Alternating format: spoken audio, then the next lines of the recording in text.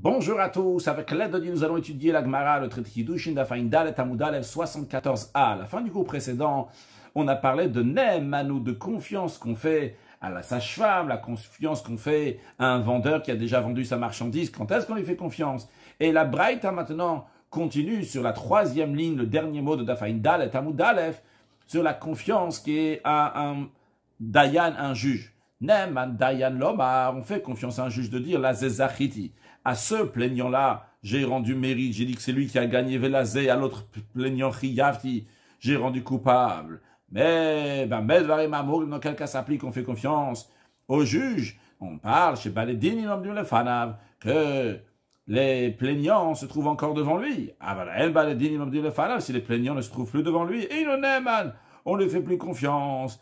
Quel est le raisonnement de ça? Rashi nous dit, si les plaignants se trouvent devant lui. Dans ces cas-là, Ramya l'élève, car il a le devoir de se rappeler comment il a tranché la loi, Shadain le Yatsubisham, vu qu'ils ne sont pas encore sortis du tribunal, mais chez Gamro et Dinam, une fois que le jugement est fini, et que le tribunal dit, Ishploni Zakai, telle personne, par exemple, Rouven, toi tu as gagné, mais Ishploni Chayav, et toi Shimon, tu es coupable. Alors, tant qu'ils sont encore là, il doit encore se rappeler à qui il a tranché qu'il est Zakai et ce qui est Chayav.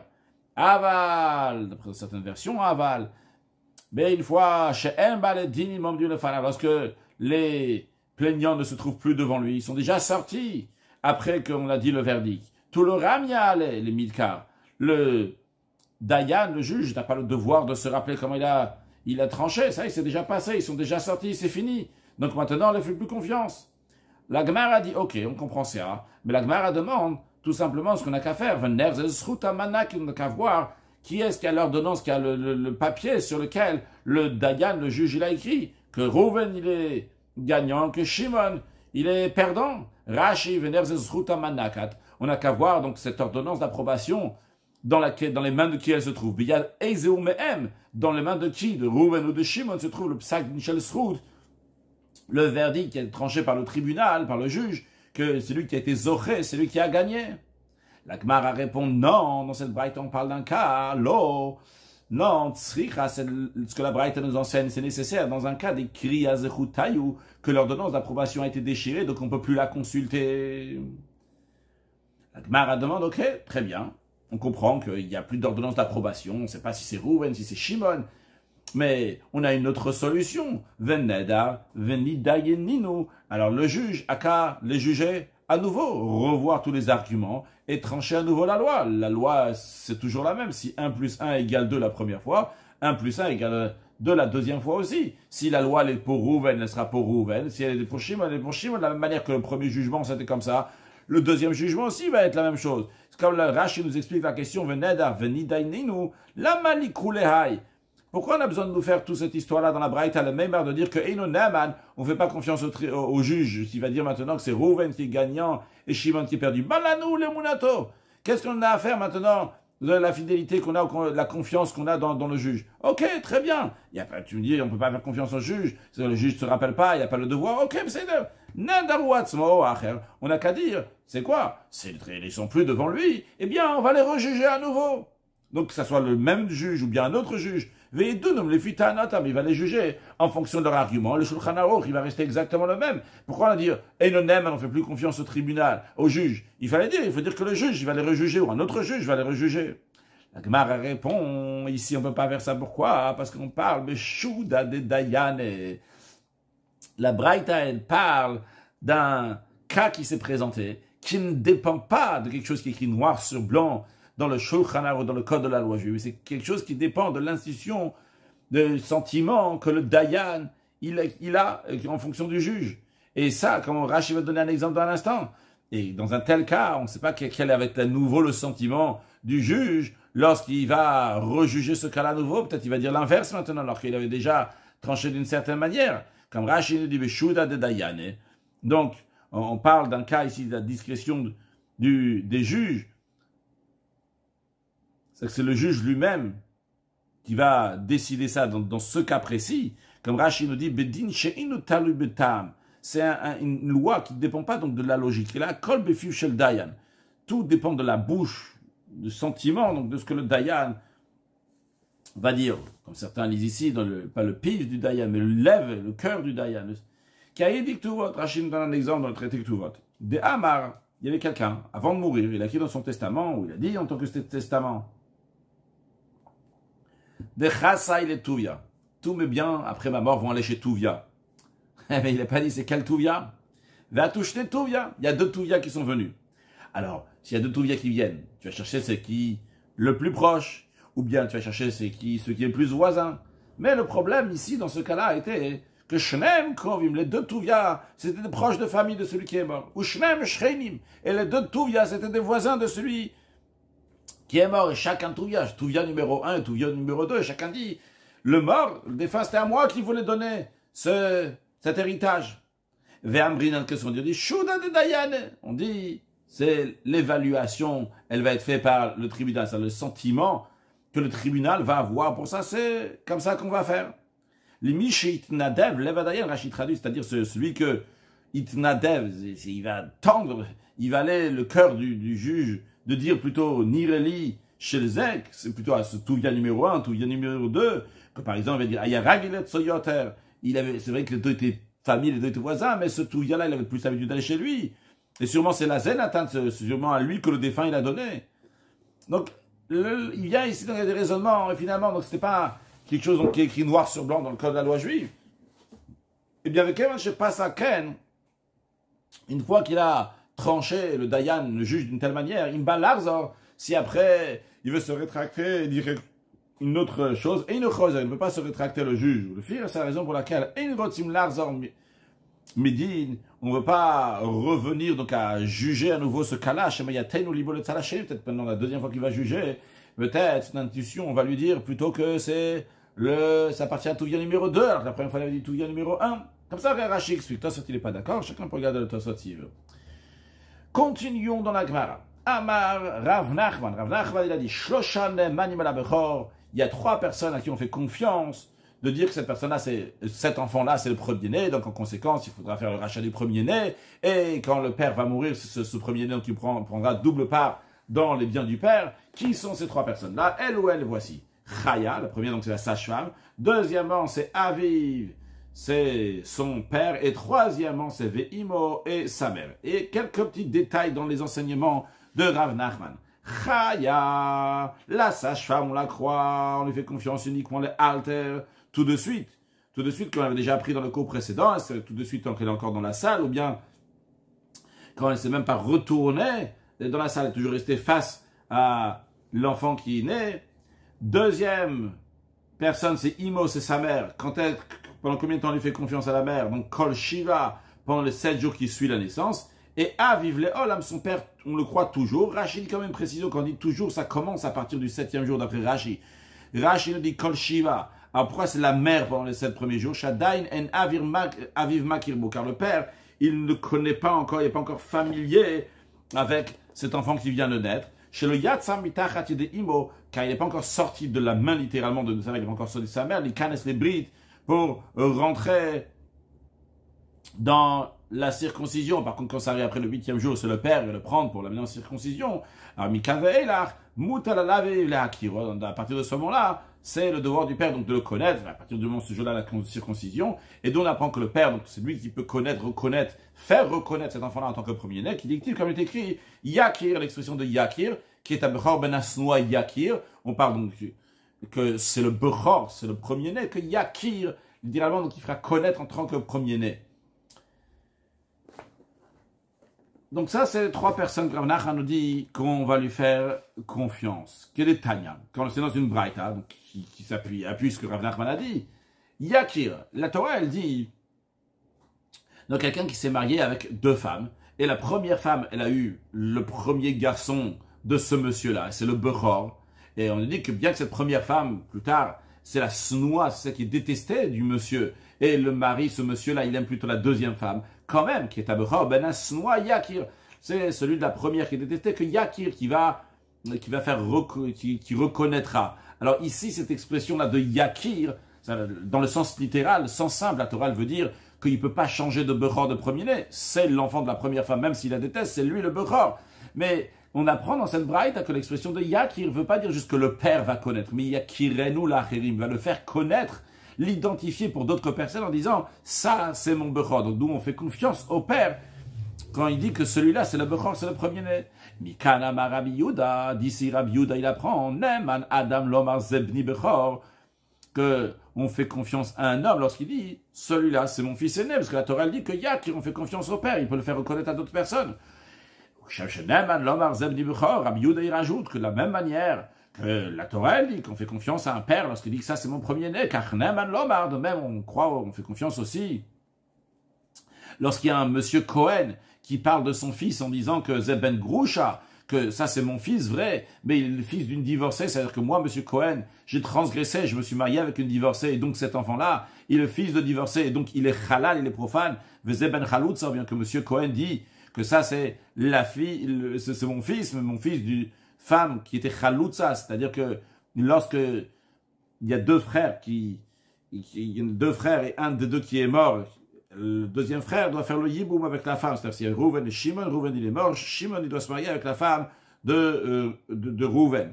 Maintenant, si cette femme-là de Rouven, elle ne s'est pas mariée avec Shimon, elle a eu Khalitza de Shimon, donc une sorte de cérémonie de divorce, eh bien après, M. Cohen ne peut pas se marier avec une femme qui est Khaloutza, de la même manière qu'il ne peut pas se marier avec une Groucha. Alors maintenant, si M. Cohen il dit, ça c'est mon fils, mais j'ai épousé une divorcée, ou bien j'ai épousé la femme qui a fait la cérémonie de Khalitza, qui est une sorte de divorce. Alors cet enfant-là, il n'est pas Cohen, il est halal. Eh bien, d'après Rabbi Yehuda, on fait confiance, de la même manière qu'on fait confiance au père lorsqu'il dit que cet enfant-là, c'est un bechor, un premier-né. De la même manière, on fait confiance au père lorsqu'il dit que cet enfant-là, c'est le fils d'une convertie ou d'un divorcé, c'est le fils d'un divorcé. Et donc, il est halal. Mais la Braïta conclut, les sages disent, les sages ne sont pas d'accord avec la fin de l'enseignement de Rabbi Yehuda, comme Rashi nous le souligne, on les fait confiance sur quel point les sages ne sont pas d'accord sur le fils de la divorcée, le fils de la Khalitza. Sur ça, ils ne sont pas d'accord qu'on fait confiance. Ils sont d'accord avec Rabbi Yehuda qu'on fait confiance au père s'il dit ça, c'est mon bechor, c'est mon premier-né. Mais ils ne sont pas d'accord si le père, M. Cohen, dit que cet enfant-là, c'est le fils d'une divorcée. Continuons dans la Gemara qui nous ramène encore un morceau de la Mishnah de Daf Samertet Amud Aleph de 69a, dans lequel là-bas Abba Shaul, donc un personnage qui s'appelle Abba Shaul, il y a Koreli Shtuki Bduki. Abba Shaul, le Shtuki, il appelait Bduki. Bduki qui veut dire dans le langage de Bdika, d'examen, de vérification.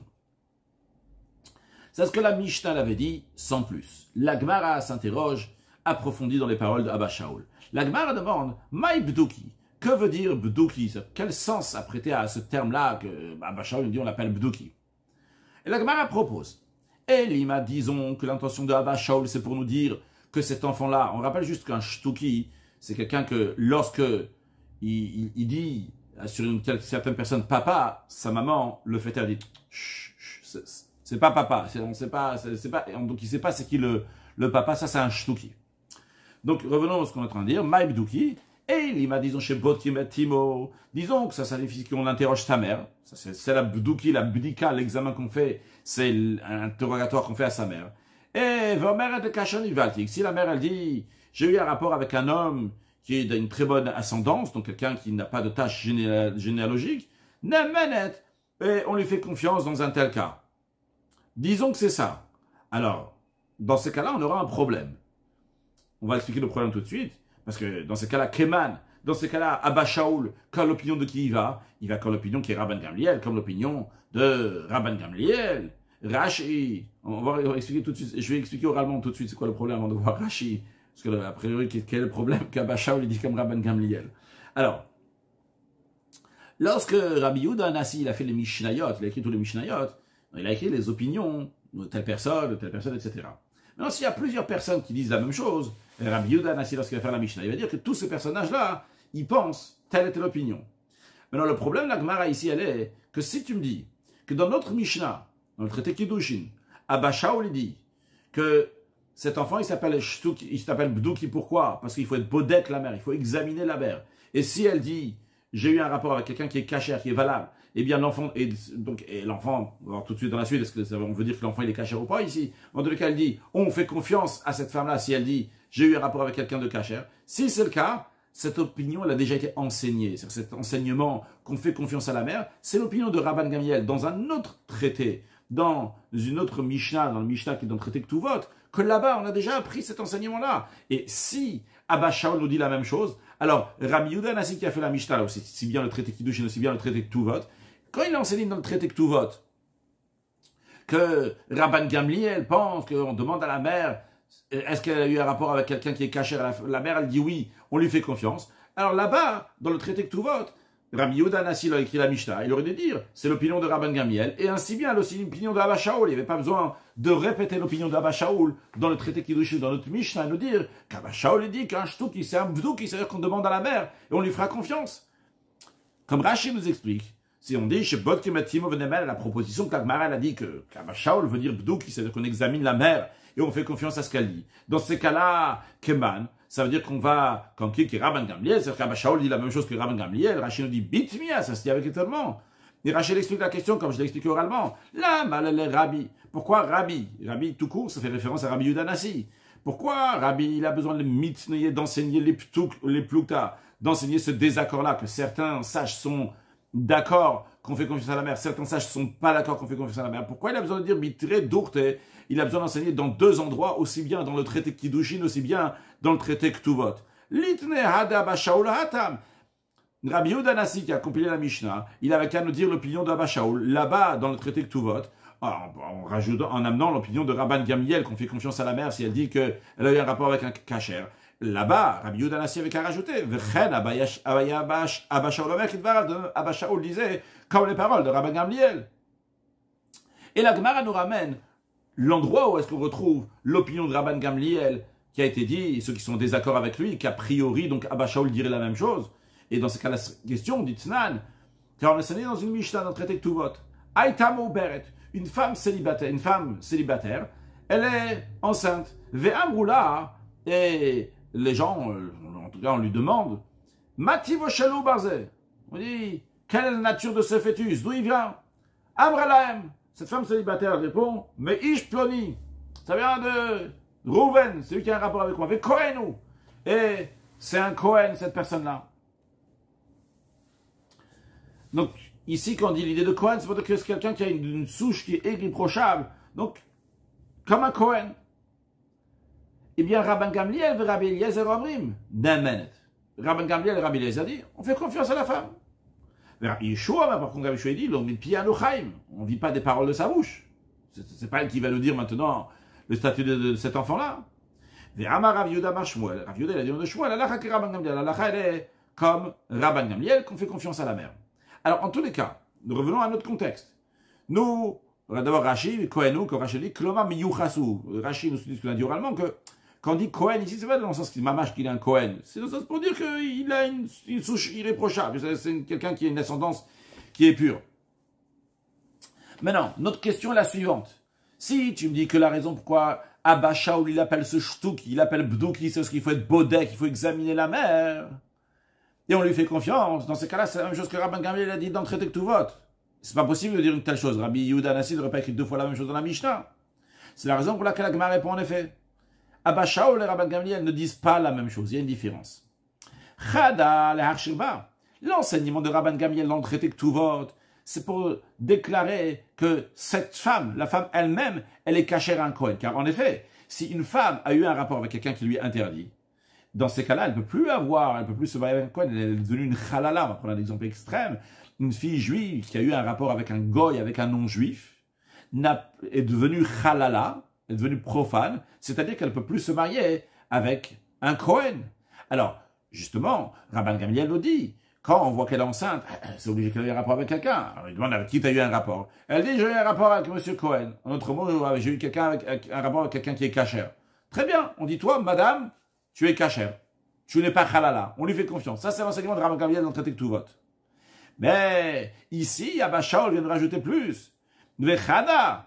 Et notre enseignement ici, dans notre Mishnah, le Harshir Bebita, l'enseignant de Abba Shaul vient de déclarer que la fille de cette femme peut se marier avec un Kohen. Cette femme-là, qu'on ne sait pas D'où elle a conçu cet enfant? Elle dit que j'ai eu cet enfant-là de quelqu'un sous généalogie qui est pur, qui est irréprochable, etc.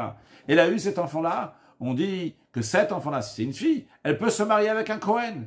Donc Abba Shaul, il est parti encore plus loin que Rabban Gamliel. Rabban Gamliel parlait seulement pour le statut de la femme. Est-ce qu'elle va être halala ou pas? On dit qu'elle n'est pas profane si elle dit qu'elle a eu un rapport avec quelqu'un qui est cachère. Abba Shaul, il va plus loin. Il dit que même l'enfant qui va naître aussi, on va faire confiance à la mère. Rashi, Chadal Harshirba. Dès Rabban Gamliel, le Bach, il rajoute le Dalet. Dès Rabban Gamliel, l'enseignement de Rabban Gamliel, c'est de l'Oemina la Atzma. On lui fait confiance uniquement à elle. Elle n'est pas devenue halala. Et donc, elle pourra manger de la terouma dans le cas où le père de cette femme-là, qu'on ne sait pas de qui elle est tombée enceinte, le père c'est un Cohen, elle peut toujours manger de la terouma.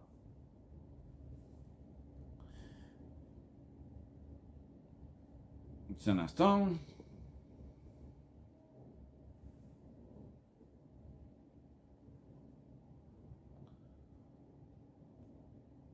Ok, c'est-à-dire que si elle dit que c'est un si elle dit que son mari c'est un Cohen et l'enfant donc il est Cohen, eh bien elle peut encore continuer à manger de la terouma de son père qui est Cohen. Dans le cas où le mari donc était le mari qui a eu cet enfant-là, avec lequel a eu cet enfant-là, il est Cohen. Donc donc elle n'est pas devenue halala de la terouma, elle peut encore manger de la terouma. Mais elle ne rend pas cachère ce ouba, cet enfant-là. Chez Imbati, si c'est une fille, l'otina c'est le Cohen. Cette fille-là, donc, ne pourra pas se marier avec un Cohen. Abba Shaul marchir, Avbebita. Abba Shaul, il va plus loin. Il dit que même la fille, elle est cachère. De Amatnitin, parce que la Mishnah, Avbivlad Kaesh, ou Shtuki, elle parle même de l'enfant. On parle de Shtuki, on ne parle pas de la mère dans la Mishnah, on parle de Shtuki. Cet enfant-là, on va être Bdouki, on va être Bodek la mère. Donc, on déduit de là qu'Abba Shaul, il parle même de l'enfant qui sera cachère. La Gemara dit, ok, très bien, c'est une bonne réponse. Mais, ça va bien.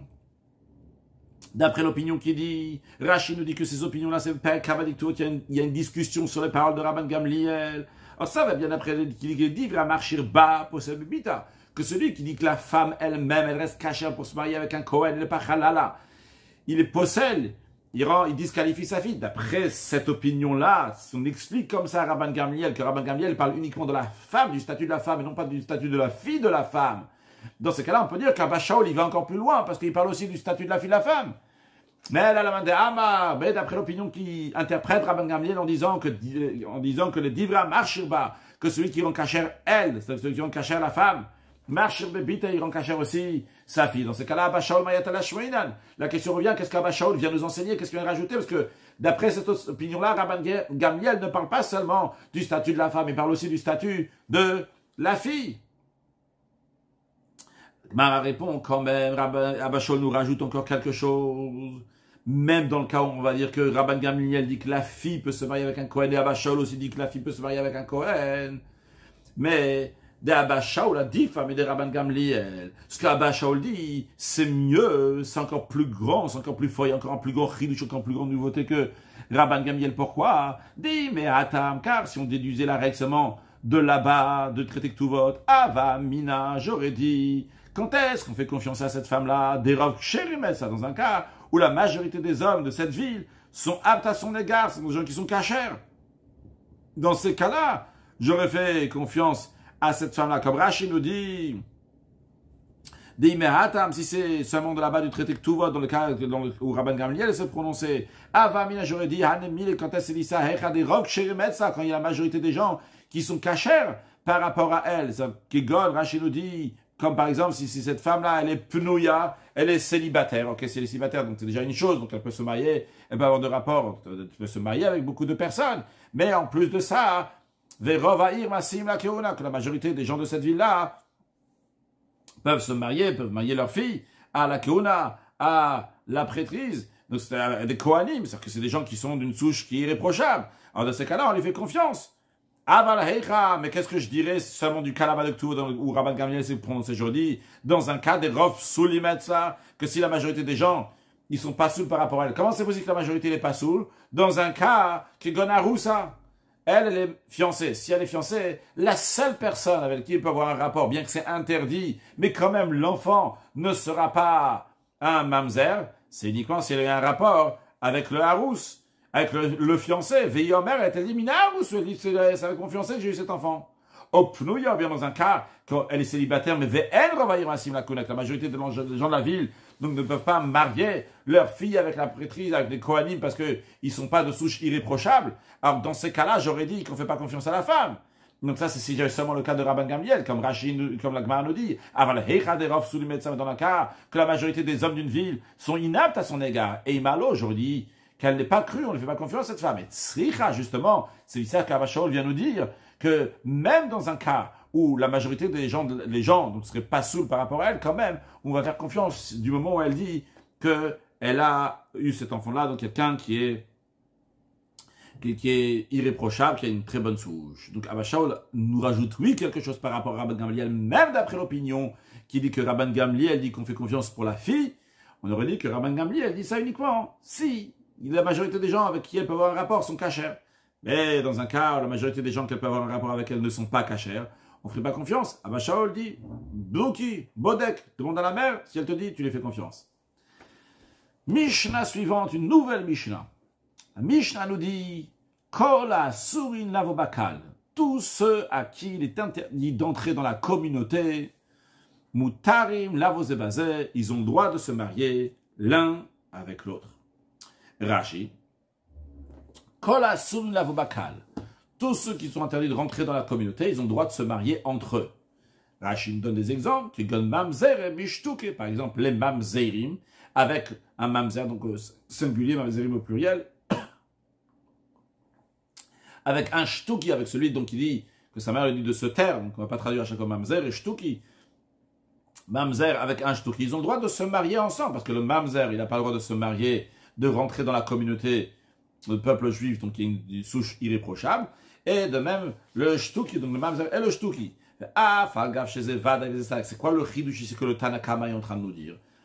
Donc Tanakama, c'est la première opinion qu'il y a dans la Mishnah. Est-ce qu'on est en train d'apprendre sa première opinion? Qu'est-ce qu'il est en train de nous dire? Il est en train de nous dire un chidouche, une nouveauté. Bien que celui-là, c'est un vadaï. Il y a quelqu'un qui est certain ici. Le mamzer, c'est sûr il a une tare généalogique. Vezet, ça fait que le shtuki, sa mère, elle lui dit de se taire. On ne sait pas c'est qui son père. Peut-être le père, c'est un mamzer. Peut-être le père, c'est quelqu'un qui est kacher. Donc, il marche à kacher. De ce shtuki-là, on peut dire peut-être il est kacher. Peut-être il a une souche irréprochable. Il est très bien.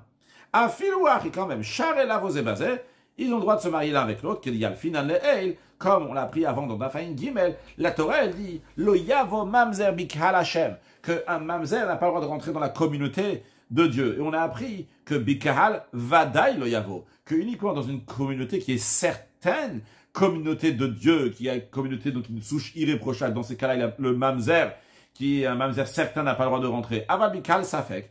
Mais si c'est une communauté qui a un doute, donc comme le shtuki, que c'est pas un kal vadaï, c'est pas une communauté sûre, c'est possible que c'est un mamzer.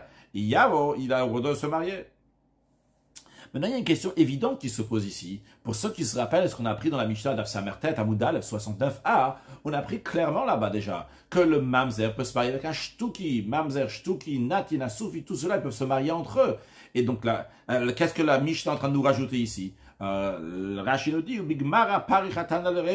la Gemara, on demandera, évidemment, on a déjà enseigné ça dans la Reisha, et dans la Gemara qu'on va faire aujourd'hui, et toute la Gemara aussi du prochain cours de Dafaïn Dalet Amoudbet sera consacrée à comprendre qu'est-ce que vient rajouter cette Mishnah-là, quelle est l'explication de cette Mishnah-là par rapport à la Mishnah précédente. Continuons pour l'instant cette Mishnah-là. Rabbi Yuda Omer, donc Rabbi Yuda c'est la deuxième opinion dans cette Mishnah-là. Rabbi Yuda, pardon, j'ai dit Omer, Rabbi Yuda Oser. Et Rabbi Yuda, il est interdit de se marier l'un à l'autre. Alors, qu'est-ce qu'il veut dire Rabbi Yuda, Oser, il interdit, il ne s'est pas tellement précisé, il s'interdit l'un à l'autre. Bigmara mefaresh, la Gemara, on va l'expliquer, comme je viens de dire qu'on va apprendre ça aussi bien donc, dans la Gemara d'aujourd'hui, aussi bien donc, dans la Gemara du cours prochain. On essaie de comprendre qu'est-ce que Rabbi Yuda vient interdire ici par rapport à Tanakama. Voyons un troisième opinion, on va dire dans la Mishnah. Rabbi Eliezer Omer, Rabbi Eliezer dit. C'est important de se rappeler donc ces trois opinions-là, pour la Gemara aujourd'hui, surtout pour la Gemara d'après aussi. De toute façon, on le mentionnera à nouveau, mais quand même. Rabbi Eliezer Omer, Rabbi Eliezer dit Vadan bevadan mutar. Ceux dont l'interdiction d'entrer dans la communauté est certaine sont autorisés de se marier avec d'autres que leur interdiction aussi certaine. Par exemple, un mamzer avec un mamzer, comme Rashi nous dit. Vadan bevadan, mutar. Un qui est certain avec un autre qui est certain, c'est permis. Rachid, pas comme je viens de dire, mais plus. Qui donne mamzerim benetim. Par exemple, les mamzerim, ils ont le droit de se marier avec les netinim. On rappelle que netinim, c'est ceux qui sont venus se convertir à l'époque de Yeshua de manière rusée, alors qu'ils faisaient partie des 7 nations qui devaient partir de la terre d'Israël. Ils sont venus comme ceux qui venaient de loin. Et Yeshua les a convertis. Et après Natanotam, il les a désignés pour servir dans le temple. Et ces netinim-là, donc, les Juifs donc se marient pas avec eux, donc ils ont le droit de se marier avec les mamzerim. Donc ils ont une tare généalogique donc qui est sûre, donc le mamzer et le natin ont le droit de se marier ensemble. Donc c'est un exemple pour vadaan de vadaan. Ça peut être évidemment un natin avec un natin, évidemment un mamzer avec un mamzer aussi. Deuxième chose nous dit Rabbi Eliezer, vadaan bisfeikan. Si par contre c'est certains qui sont certains qu'ils ont une tare généalogique, avec ceux qui ont un doute. Donc, comme Rachid nous dit, par exemple, Vadan Bisekan qui gon mamzer ou netin. D'un côté, on a ceux qui sont sur une tare généalogique, donc c'est le mamzer et le natin. Et d'un autre côté, on a ceux qui ont un safek, qui ont un doute, c'est le shtuki, le asoufi, shtuki, celui que sa mère lui dit de terre, et le asoufi, celui qui a été recueilli dans le marché, qui ne connaît ni son père, ni sa mère. Donc, qu'est-ce que Rabbi Eliezer nous dit dans un instant, qu'est-ce qu'il en pense de cela, de Vadan Bisekan, dans l'autre sens aussi, ou Seikan Bevadan, et ceux qui sont dans le doute, donc ceux qui sont sûrs, donc c'est par exemple le shtuki, l'asoufi avec le natin, et le mamzer, ou svekan bisvekan et les svekot entre eux-mêmes, comme Rachid dit svekan bisvekan, shtuki bishtukit. Un shtuki avec une shtuki, donc un garçon shtuki avec une fille shtuki, ou bien un soufi, soufi devient un soufi avec une asoufi, ou bien un soufi bishtukit, ou bien un soufi avec une shtuki, donc le garçon avec la fille, garçon asoufi avec une fille shtukit. Donc tout cela, donc c'est des svekot, des doutes entre eux. D'après Rabbi, tout cela donc sont insours, sont interdits. Pour quelle la raison? Rachid nous dit assour chez Mazé Kacher, Mazé pas sous, parce que peut-être celui-là il est Kacher et l'autre il est pas sous, donc c'est la raison pour laquelle ils ne peuvent pas être ensemble. La Mishnah conclut. Voici donc ceux qui sont incertains, on n'est pas sûr de s'ils sont vraiment pas Kacher ou pas. C'est Shtuki, celui que sa mère elle lui dit de se taire, qui ne connaît pas son père. Asoufi, c'est celui qui ne connaît ni son père ni sa mère. Vekuti et les Kutim. Rachid nous dit Vekuti, Bigmara Mefaresh. Dans la Gemara, on va expliquer Maïsfekaï, quel est le doute, quelle incertitude on a envers les Koutim. C'est qui ces Koutim? Rachid nous dit Vekutim, Otam Sheoshiv Sancheriv Arishon. C'est Sancheriv, un grand roi qui avait exilé énormément de gens qui habitaient dans un endroit, il les amenait ailleurs. Et lui, il les a pris dans un endroit qui s'appelait Kouta, et il les a amenés dans les villes de Shomron, Bahare Shomron, dans l'endroit où les 10 tribus avaient été exilées. Qui dit-il? Comme il est écrit, il va Yavo Malech Ashok, que le roi d'Assyrie, donc il s'appelait Sancheriv, il est venu, il va Yave, il a amené de Bavel, de Kouta, etc., il les a installés dans les villes de Shomron, à la place des Juifs, des 10 tribus qu'il avait fait exiler, il avait fait partir de là-bas. Vers Shem, Sheviu Mikuta, vu que la majorité des gens qu'il a exilés là-bas, ils venaient de Kouta. Nikro Koutim, c'est la raison pour laquelle ils sont appelés Koutim. Mais Venit Gaïrou, pourquoi ils ont été convertis? Mais Imata Rayot, à cause de la crainte des lions, c'est-à-dire, qui dit, comme il est écrit, et Shalar, que Dieu leur a envoyé sur eux des lions, donc ils ont eu peur de ce fléau, et c'est la raison pour laquelle ils sont convertis. Mais même après qu'ils sont convertis, ils ont continué à servir aussi bien Dieu, mais aussi l'idolâtrie. Mais Kula Inyal Bimlachim, Rachid nous dit que toute l'histoire donc dans le livre donc des rois, Mlachim, et plus loin on va voir donc une marloquette, un désaccord entre les Tanaïm. Est-ce que leur conversion, elle est considérée une conversion ou pas? Ça c'est le Kouti. Bien, Gemara. La Gemara va reprendre les mots de la Mishnah, il faut bien se rappeler, parce qu'on les répété plein de fois aujourd'hui et dans le prochain cours. Maïkola surim lavobakal. Quelle est l'expression kola surim lavobakal? On a dit tous ceux qui sont interdits de rentrer dans la communauté, ils ont le droit de se marier entre eux. Mais c'est qui c'est asurim lavobakal, ces gens qui sont interdits de rentrer dans la communauté? Et l'imamam zero netinishtuki vasoufi, disons que c'est les mamzerim, les natinim, les shtukim, les asoufim, c'est eux qui ne peuvent pas rentrer dans la communauté, ils ont le droit de se marier entre eux, c'est ça. Hatana le Reisha, on a déjà appris ça dans la première partie de la Mishnah, la Reisha, le Roche, le début de la Mishnah dans 69a. Qu'est-ce qu'on enseigne là-bas? On a dit que mamzerim, les netinim, les shtukim, les asoufi, les mamzerim, les netinim, les shtukim, les asoufi, mutarim, la vosebazé, ils ont le droit de se marier l'un avec l'autre. Donc, on ne peut pas dire que c'est ce que la Mishnah ici veut nous dire, parce qu'on l'a déjà dit avant. Et la Gemara dit, j'ai aussi une deuxième question. Vetou, encore. Rabbi Yehuda Oser. On a dit en deuxième opinion, Rabbi Yehuda il interdit. Ah, aïe. Sur quel cas ça fait référence? Qu'est-ce qu'il interdit, Rabbi Yehuda? De quoi on parle? Et l'ima vadan bisfekan. Disons que Rabbi Yehuda il interdit ceux qui ont un statut certain qu'ils ont une tare généalogique, avec ceux qui ont un doute s'ils ont vraiment une tare généalogique ou pas. C'est-à-dire qu'il interdit le mamzer et les netinim avec les shtuki et la soufi. Le mamzer et les netin, ceux qui ont un statut certain de tare généalogique, et shtuki et la soufi, c'est pas sûr. Disons que c'est ça, ce qui veut dire Rabbi Yehuda, il interdit donc cette relation-là de celui qui est un statut certain qu'il a une terre généalogique avec celui qui a un doute. Si c'est ça, Hamid Katane Seifa, mais le fait que dans la Seifa, dans la troisième partie, littéralement la Seifa, dans la clause suivante, donc dans la troisième opinion, Rabbi Eliezer Omer, on a dit que Rabbi Eliezer dit Vadan bevadan mutar, que ceux qui ont une terre généalogique certaine, ils ont le droit de se marier entre eux. Vadan bisfekan ou sfekan bisfekan asso. Mais ceux qui ont sur une tare généalogique, avec ceux qui ont un doute, et vice-versa, assour, c'est interdit. Et j'en peux en déduire de là, que c'est Rabbi Eliezer qui pense là. Mais Miklal de Rabbi Yehuda, il découle que Rabbi Yehuda n'extrait pas ce propos. Rashi, Vechitema, non pas encore de Rashi, continuons. Vechitema, et si tu vas me répondre que Rabbi Yehuda oser à gerbe mamzer, c'est-à-dire que Rabbi Yehuda il interdit, qu'est-ce qu'il interdit? Il interdit qu'un converti se marie avec une mamzeret. En effet, on a déjà appris dans le passé que Rabbi Yosef permet qu'un converti va se marier avec une mamzeret. Mais Rabbi Yehuda interdit qu'un converti va se marier avec une mamzeret parce qu'il pense que le mamzer fait partie du kahal, de la communauté de Dieu. Et peut-être ça sera l'interprétation de ce que Rabbi Yehuda veut dire dans la Mishnah. Lorsque Rabbi Yehuda il interdit quoi? Il interdit qu'un converti va se marier avec une mamzeret. Si tu veux me dire ça, la Gemara demande, mais mi de gerbe mamzeret katane. Est-ce que dans la Mishnah, on parle d'un converti avec une mamzeret pour que Rabbi Yehuda vienne en deuxième étape de la Mishnah et dit, moi j'interdis. Quand la Surina Babakal katane, de quoi on parle dans la première partie de la Mishnah, on dit tous ceux qui sont interdits d'entrer dans la communauté. Donc on ne parle pas d'un cas d'une guerre avec une mamzeret. Rashi vechitema Rabbi Yehuda osera gerbe mamzeret. Si tu dis que Rabbi Yehuda, quand il interdit, ça fait référence d'un converti avec une mamzer qui n'a pas le droit de se marier. Des chamina, car on a déjà entendu, on a appris l'opinion de Rabbi Yehuda, de Amarachilael, qui a dit comme ça avant. Rabbi Yehuda, mais Rabbi Yehuda, il dit, guerre issa mamzer, qu'un converti ne veut pas se marier avec une mamzeret. Ou bemida charina, ça, Rachid explique pourquoi juste on va dire que Rabbi Yehuda, c'est ça qu'il veut interdire. Rachid nous dit parce que mida charina, autre chose de la part de Rabbi Yehuda, lo chamina de pali.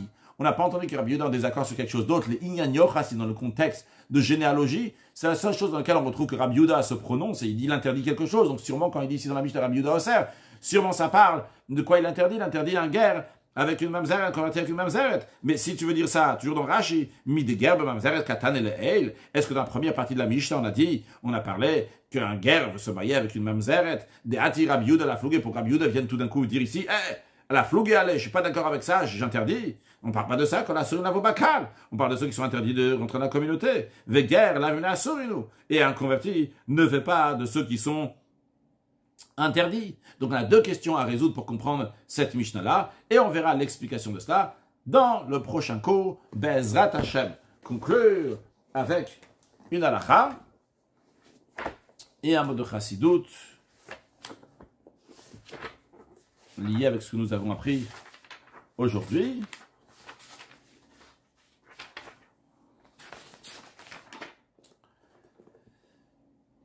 On nous dit, 3, on fait confiance de dire que c'est le premier-né. La sage-femme, la mère et le père. La sage-femme tout de suite, s'ils disent, lui il est sorti en premier, on lui fait confiance. La mère, pendant les 7 jours de naissance. Elle peut dire c'est celui qui suit la naissance. Lui c'est le bechor. Le père, on lui fait toujours confiance. Même si le père il a dit quelqu'un qui n'est pas du tout son fils, il a dit c'est mon fils, et c'est le premier-né, on lui fait confiance. Non, s'il a dit un qui est sur le bechor, il ne peut pas dire après sur un autre qui est bechor, une fois qu'il est Bechor. Donc, avec un mot de Chassidut, parlons de Bechor, donc du premier-né, sur le plan spirituel, le Bechor, donc c'est le meilleur, c'est le premier, et ce premier-là, il doit être donné à Kadosh Baruch Hu. De la même manière dans la vie de tous les jours. Le matin, c'est le moment qui est le plus frais, qui est le mieux, que la tête est tranquille, il faut le donner à Kadosh Baruch Hu pour étudier la Torah et faire la prière, et en rajoutant des choses qui le meilleur, on donne à Kadosh Baruch Hu, on va mériter très prochainement au meilleur des temples, qui aura la qualité du premier et du deuxième temple en même temps, le troisième temple reconstruit avec la venue du Mashiach. Now, une excellente journée.